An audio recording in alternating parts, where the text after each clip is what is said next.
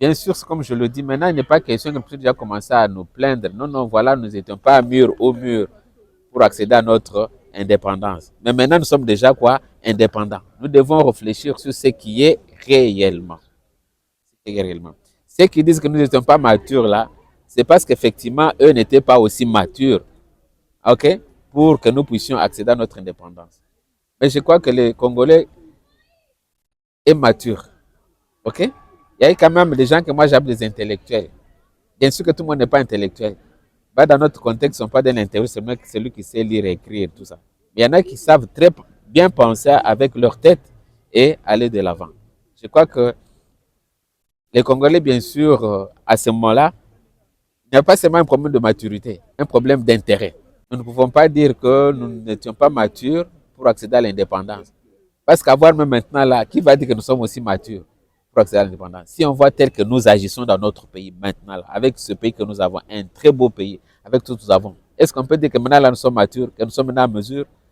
Parce que le même comportement qui peut être reproché aux Congolais de 1960, ce comportement, on le trouve aussi aux Congolais de, de 66 ans après l'indépendance. Donc je crois que parler du temps, moment, je crois que c'est vraiment ce que j'appelle des faux fuyants. Donc, il faudrait que les Congolais réfléchissent, bien sûr, pour dire, voilà, nous avons déjà l'indépendance.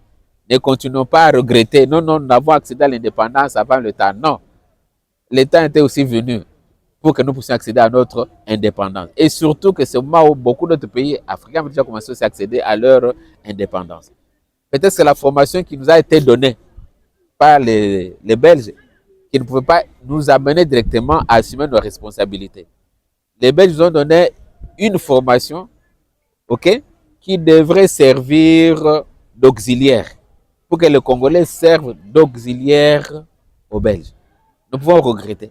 Et maintenant, nous ne sommes pas au moment de regretter parce que nous avons compris que nous avons été formés comme étant des auxiliaires de Belges pour qu'eux continuent à avoir la même mise sur notre pays.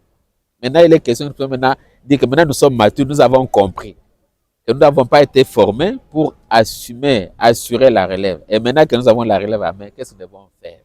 C'est ainsi que je dis au début que maintenant, là, nous sommes au moment où nous devons nous poser la question, 66 ans après, qu'est-ce que nous avons fait de ce pays? Qu'est-ce que nous sommes en train de faire de ce pays? Qu'est-ce qui nous empêche à ce que nous soyons indépendants dans tous les aspects possibles? Indépendance politique, indépendance économique, indépendance culturelle, indépendance sur tous les aspects possibles de la vie des hommes sur la terre.